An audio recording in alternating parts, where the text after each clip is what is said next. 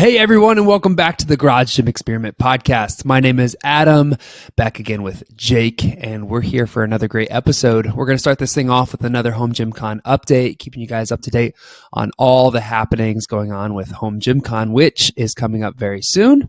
Then we'll get into some new products that hit the market. We'll go over our Sunday survey results, which if you're not following us on Instagram and partaking in those, please do so. We have thousands of people answering and a lot of great information coming through. After that, we'll finish up with Jake giving me a product idea. So let's start with those HomGymCon updates. Jake?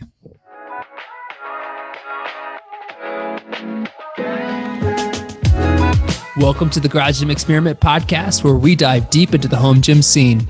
Each week, we put out Sunday surveys where you tell us your thoughts on products, builds, and all things home gym related. We're here to break down the numbers and to talk shop. So thanks for listening, and let's get started. All right, so HomGymCon update. So we have Clevabuilt has been added as a vendor. We have some more equipment that you can test out that we will also be giving away. So that's the XT3 sled, Fit AB2 adjustable bench, their other more budget-friendly adjustable bench as well, and then also the Mutant Metals Ultimate Dip Attachment, which is sweet. We also added a few strong mother effers to the deadlift party. So TD Davis and then Michael Baxter, who is actually the owner of the gym for TD Davis. He said he was going to the Pioneer meet the week before, so he should be primed. So and then we have a few others, might be getting a little bit too large, but we have a few others considering. This is some big dudes, man. Yeah, they will be lifting 800, 900 pounds. And it's going to be we'll get a deadlift platform and then get a circle around it. Everybody's going to be around it. It's going to be pretty sweet. All right, let's move on to some new products.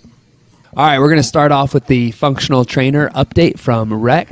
It's their FT5000. It's their version 2, so they already had the first version out. They came out with this version 2 for the same price. With this version 2 update, the handles, you have more locations on that. They go higher and lower than the original one. The trolley system, a little bit lighter, slimmer, easier to adjust. And it looks like we have some additional grips for like their pull-up station. So a lot sleeker looking. This is their version 2 that they came out with. Like I said, same price. They just made it a better version for you. Just a better version. All right. Surplus Strength dropped a few new items. So they have those XL speed pins now. So these are those magnetized hitch pins, but larger. Surplus claims that they're strong enough to hold any rack mounted attachment, whereas like maybe with the smaller ones, you wouldn't feel as safe.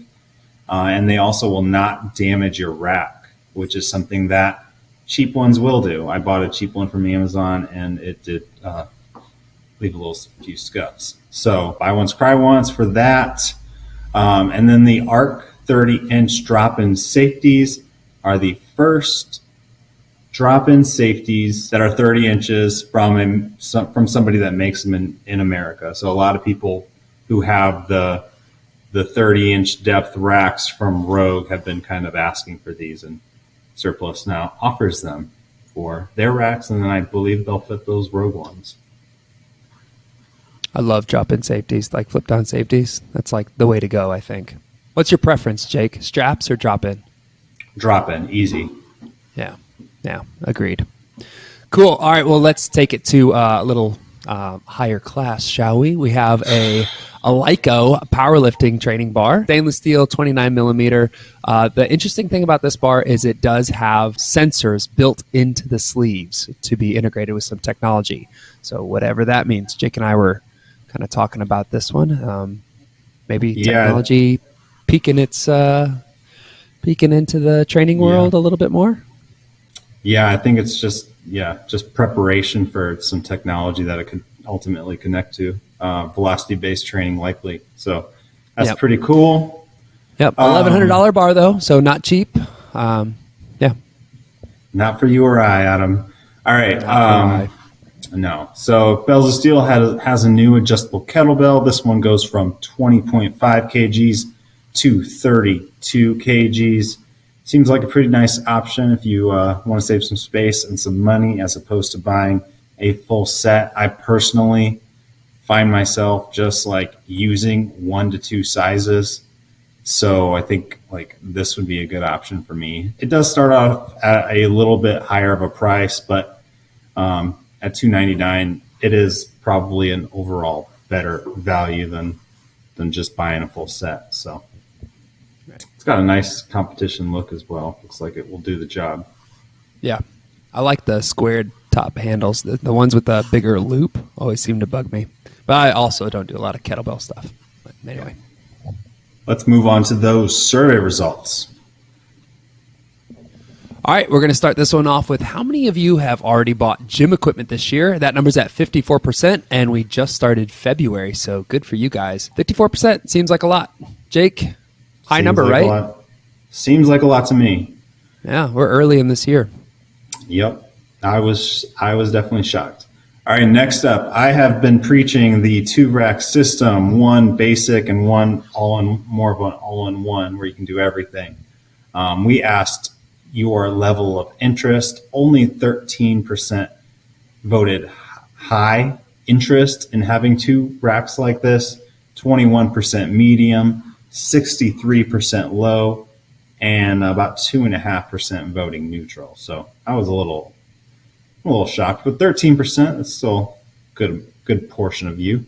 All right, I really like this data. It seems to grow with us. 64% of people answering these survey questions are parents, and that's up 16% from last year, and that has consistently gone up really since COVID. Saw a drop off in like 2019, and it was just, my guess is more people answering these surveys with a bigger pool. Our numbers dropped, but then it's continuing to rise again. Is that what you would account for that drop, Jake? Yeah, Adam, let me actually inform you. So 2019 is when we started doing these surveys.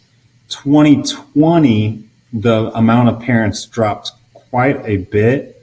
2020 is obviously the year of COVID, and more people started home gyms, not because they're a parent, not because they became parents, but because they needed to, because their gyms were closed. So we saw a couple years where it actually went down. And the last few years, more parents. All right, let's move on to the overrated/underrated questions. So listen to these surveys. Sometimes we just ask like a list of questions with a specific theme, like overrated, underrated. So we asked overrated or underrated for 6-post power racks, west side spacing, adjustable dumbbells, stainless steel barbells, specialty barbells, and owning multiple barbells. The most overrated was 6-post power racks. I believe that was somewhere along the lines of 56%. The least overrated was owning multiple barbells, where just a little over 20% said that was overrated. Everything else kind of came in between. And then we have some comparison data back from 2021. I'll just say the ones that changed the most. So the only one that's really changed in regards to it's more overrated now by quite a bit than what it was in 2021 is west side spacing. So people just don't really care as much about west side spacing. And then the ones that have moved the most in terms of going from more overrated to less overrated. So things that we like more would be owning multiple barbells, specialty bars, and adjustable dumbbells. So those are things we like to see in the home gym. All right. This next question that we asked is your preference when buying something, whether you prefer 5 consumer reviews or 2 expert reviews. And about 70% typically read expert reviews. So that's up 10% than the year before. So when we asked whether you'd rather see, before purchasing, 52% said they'd rather see 5 consumer reviews, and then 48% said they'd rather see expert reviews. So that being said, expert reviews is still going up. Yeah, last year only 34% voted for the 2 expert reviews, and this time around it was 48. So definitely on the rise. We'll see if it continues next year. All right, next up, lastly, I should say, product ideas. So instead of just one product idea that kind of came out of nowhere, I have like 5 modifications to products that I would like to see. So number 1, the Atlas attachment, but mag grip style. So I really like the mag grip feels, but I also like the versatility in one package of the Atlas attachment. So some sort of multi-grip, mag grip style seems like a winner to me. And then also, I tend to use the mag grips more often because I have a 90-inch rack with the universal pulley system, and it's like barely the right height for me. So if I have a standard lat pull down, I can't get full extension. But if I use the mag grips, I can. So something that is a little bit higher as opposed to lower so I can get full extension is always a bonus for me. Next up, how about an automatic wall-mounted rack that could be closed with a push of the button, just like you do with your cars if you have a newer car. I don't yet, but one day we're going to get a button that will close your trunk. It'll be just like a car, this automatic wall-mounted rack. You're about to head inside, you just hit a button, automatically goes back to the wall. That would be pretty cool. I love the button that you have there because that's amazing. Like the handicap button. This is the first thing that I would just sit there and just like push the button, fold it up. You could see like a PRX system that already has like the hydraulics like locked up, and then you hit the button and like kind of like lets it go, and it just kind of falls down into place. I could see that. Sure. I don't see it being like too hard of a thing, but yeah, I mean, I imagine that'll be here in the next few years. I'm here for it. All right, but number 3, when we're done, Adam, you tell me which one you like the best. Okay. Number 3, I've said on this before, I love my universal pulley system. I think the only real like issue, or I guess there's a few issues, but the biggest ones is, what comes with plates is it takes a little bit more time to load with the pin, and you have to replace it, and you got to kind of like hold figure out what to do with whatever's attached to it as well. And then also it takes up space. Like if you're putting it on one side of the rack, then you can't use the middle of your rack. So I like the idea of the Anchor functional trainer attachment. Those, I think they only go up to like 60 pounds right now, but something like that for lat pull down and tricep extensions, that you could put right at the top of your rack without anything hanging down, like a selectorized unit even, would be pretty cool. So I think they would have a lot of work to do in regards to like adding weight capacity, but that would be pretty cool. Number 4, so we talked about the 30-inch drop ends earlier from surplus strength. I think it'd be cool to have spotter arms that can be used on the inside like that, and then also you just put them on the outside as well. So as long as they are secure on the outside, it'd be a pretty cool option. As long as they don't they don't look too terrible either with like something pointing out. So dual spotter arm inside or outside of the rack. And then lastly, a height adjustable bench. So this again goes with my like issues with barely being able to get full range of motion on lat pull downs right now. It would be nice to be able to just like have a bench and be able to click it down a few notches so that I'm a little bit lower to the ground, but I can get full extension.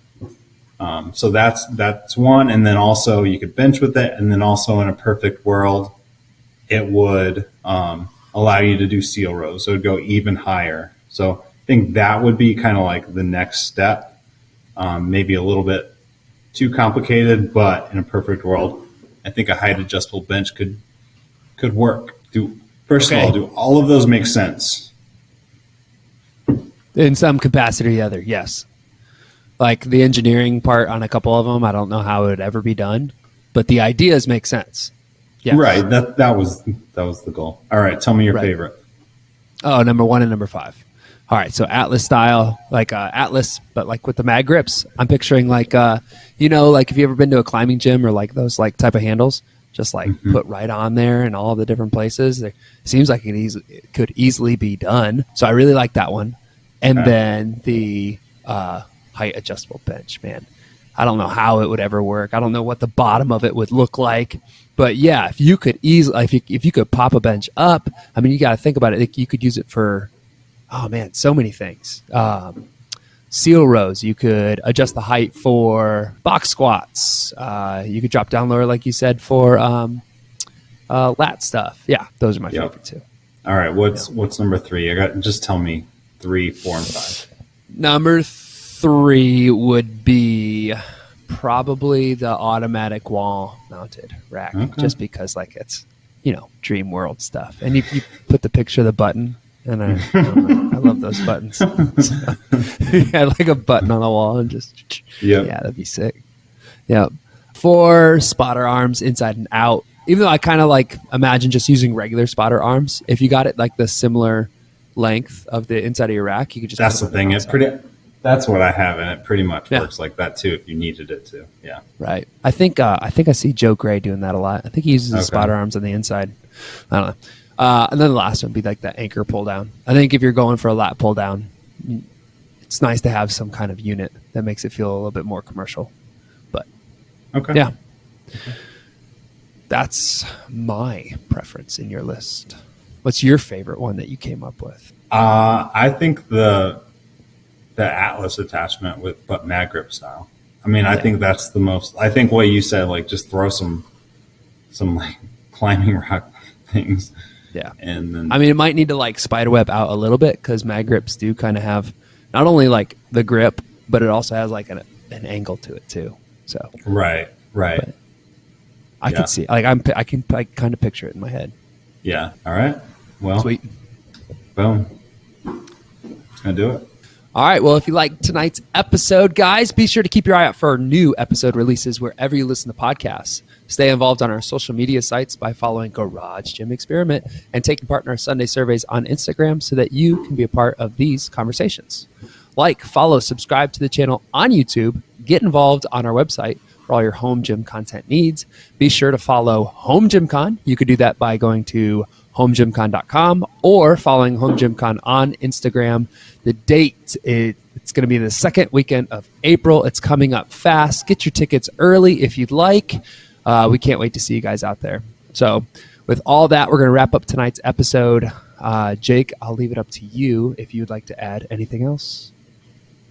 So it was funny. I was reading the YouTube comments, and you might have saw this, but someone said, does Jake ever have anything to say, or is that the running joke? He said something along the lines of, I just started listening a few episodes in, and then, but nope, I don't have anything else. It's going to be a lot of disappointment to that YouTube commenter. Nothing. All right, guys. All right, I'll catch you next time. Thanks for listening, and goodbye.